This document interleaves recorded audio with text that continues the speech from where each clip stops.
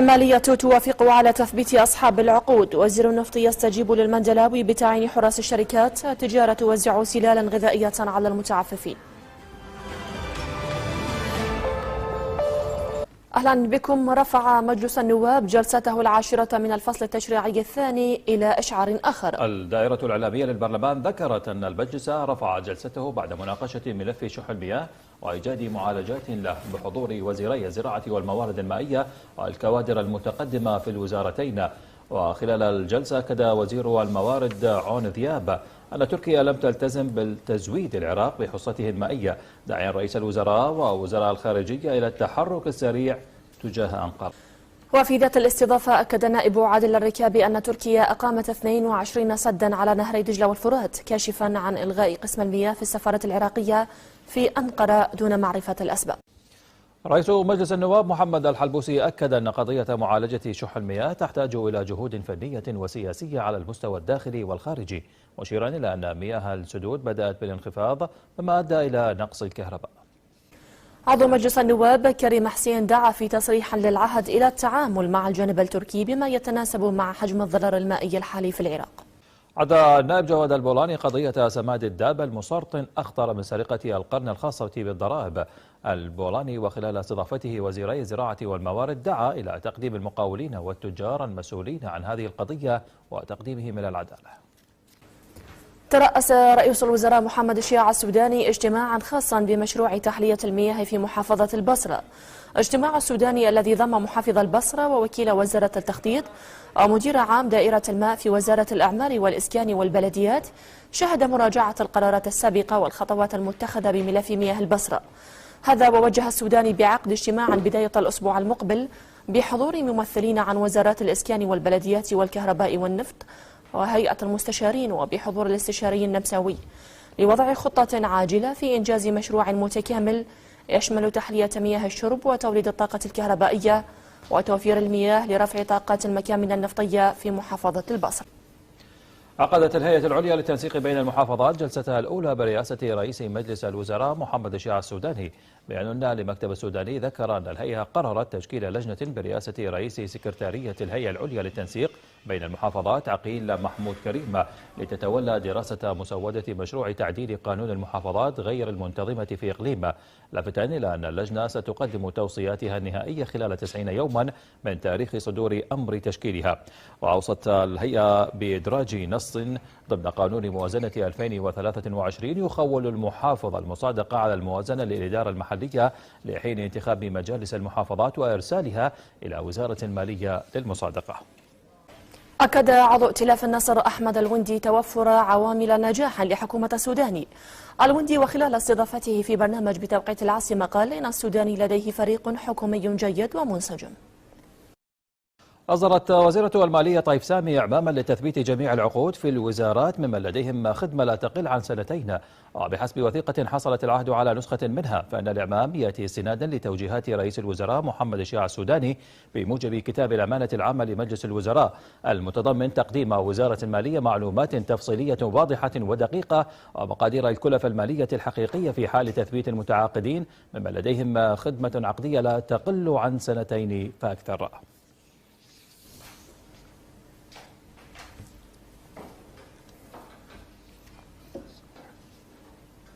كما أعلنت وزارة الدفاع انتهاء أعمال اللجنة الخاصة باستقبال استمارات المفسوخة عقودهم. بيان للوزارة ذكر أن موعد نشر المشمولين بالفحص الأسبوع الأول سيكون يوم الجمعة المقبل، لافتاً إلى أن البدء بإجراء الفحص الطبي سيكون اعتباراً من يوم الأحد المقبل، داعياً إلى الالتزام بالموعد المحدد لكل من يتم الإعلان عن اسمه وموعد مراجعته ضمن الوجبة المنشورة.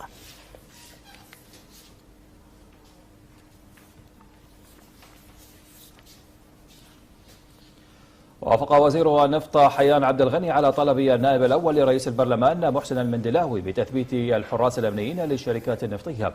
وزير النفط في تهميشه على طلب المندلاوي دعا الهيئة الإدارية في الوزارة إلى إعداد كتاب لمجلس الوزراء لاستحصال الموافقة على تثبيت الحراس.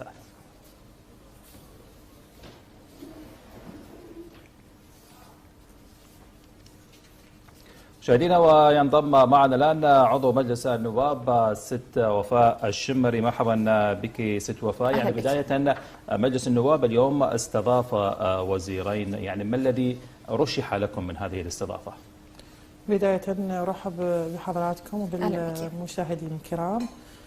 تم استضافة وزير الزراعة اليوم ووزير الموارد المائية.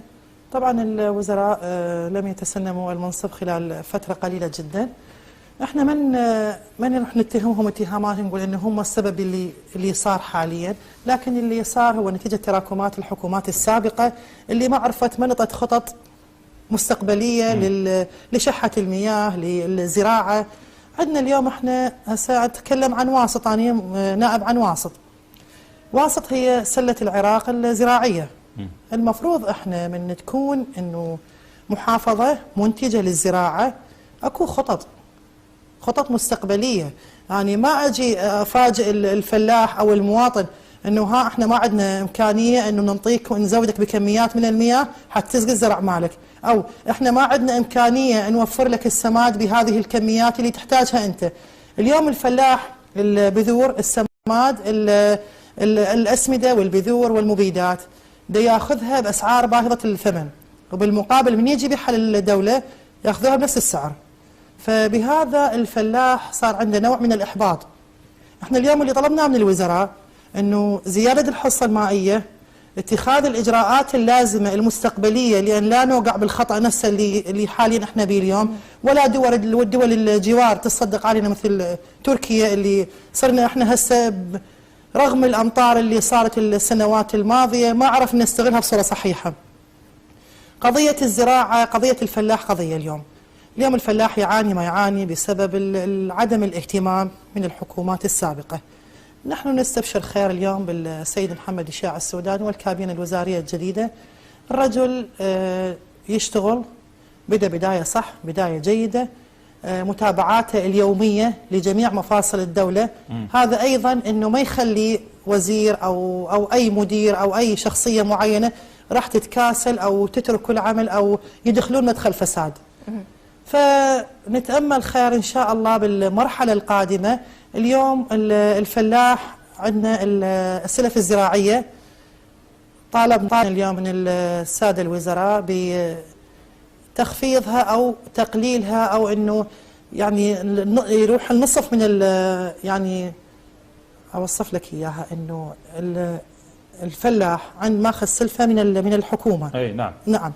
هذه السلفة يجب أن تقسط بالمبالغ اللي متوفرة عند الفلاح، مو أنه أنا أجي عليه المبلغ كامل أريده منك أو على دفعتين.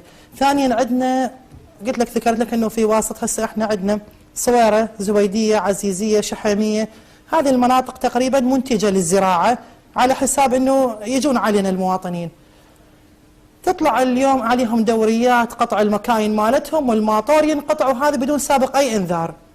فالمواطن يبقى في حالة حرج. انت زين هو المراشنة كلها 3 أيام، مراشنة ما يلحق، هو بداية زرع جديد، حرث هم يسموه حرث الأرض جديد هذا، فما راح يلحق هو انه يسقي بهذه الفترة. طيب يعني فطالبنا احنا اليوم زيادة المراشنة، زيادة الحصة المائية لواسط، حتى انه يقدر الفلاح يزرع، والمواطن هم يريد ما يشرب ما عنده. هذا فيما يخص الزراعة، لكن نعم. وزير الموارد أكد تنصل تركيا عن سداد الحصة المائية نعم. من قبلها والمتفق عليها منذ ثمانينات القرن الماضي. يعني كيف يمكن ردع هذا الإجراء من قبل تركيا؟ تركيا اتخذت هذا الإجراء بسبب إهمال الحكومة العراقية. الحكومات السابقة هم نرجع عليها، احنا كل هذا سبب تراكم الحكومات السابقة اللي ما اتخذت إجراء أو خلت كمية معينة أو سدت النقص الحاصل اللي عندنا. يعني أنا ليش أخلي دول الجوار يعني بلد الخيرات وبلد النفط، فماكو داعي انه انا بلد يجي يتصدق علي وانا املك كل الثروات اللي عندي اللي تخليني انه ما امد ايدي. ما الحل لوقف كل الحل اليوم احنا الحكومة الجديدة عازمة على التغيير، اذا كانت من ناحية الصحة، البلديات، الطرق، جميع الامور. فواحدة من الحلول انه لازم انه وزارة الموارد المائية تتخذ خطة للسنة المقبلة او للسنين المقبلة. يعني تسنمهم المنصب الوزاري ما نعرف زمن الحكومة جيد راح يبقى هذا. فانه يتخذون اجراءات لخزن كميات المياه الكافية حتى ما نوقع بهذا الحرج. طيب سيدة وفاء، نواب أعلنوا أن السفارة العراقية في تركيا ألغت قسم المياه، بالتالي هذا الملف جدا مهم، الجميع يعلم من المسؤول عن إلغاء هذا القسم، وبالتالي تحركاتكم أنتم كنواب كيف ستكون؟ والله احنا كنواب تحركات جميع النواب اليوم يعني ساهمت أو تكاتفت فيما بينها لإنجاح هذه الحكومة. بالأول والأخير هو المتضرر الوحيد هو المواطن. فالملفات الإقليمية أو الدولية نشتغل عليها إن شاء الله، أو أكو تفاهمات دولية راح تكون بالأيام المقبلة، وإن شاء الله كل شيء نلقى له حل، ماكو شيء إنه تنسد كل الأبواب بوجهنا. فإحنا عازمون على التغيير إن شاء الله، وعازمون على إيجاد الحلول التي يعني تفيد المواطن وتفيد الحكومة بنفس الوقت. طيب لو تحدثنا عن الموازنة الاتحادية، نعم. ما توقعاتكم لسقفها، وهل ستتضمن أيضا درجات وظيفية وتثبيت العقود؟ أجل اليوم معالي وزيرة طيب سامي وزيرة المالية أعطت قرار جيد جدا أنه اللي عنده سنتين يحول على الملاكي الدائمة، وهذه خطوة جيدة جدا تحسب لها. طيب. لأنه بهذا وعندنا درجات الحذف والاستحداث يجب العمل عليها. عندنا فئة المحاضرين، فئات كثيرة، الخريجين اللي يفترشون الشوارع صار لهم سنتين تقريبا أو 3 سنوات وما لقوا أي حلول. فهذه كل هذه الأمور راح تساعد أنه الموازنة راح تتضمن تعيينات، ما تخلو من التعيينات. السقف الزمني لتقديم الموازنة وإقرارها خلال هذا الشهر إن شاء الله يتم إقرارها. أنت تأتيكم من رأي، وبهذا أنه البرلمان مدد الفصل التشريعي شهر لإكمال الموازنة. نعم، أنا أشكرك ست وفاء الشمري عضو مجلس النواب، شكرا جزيلا. الله يخليك. شكرا جزيلا. شكرا جزيلا.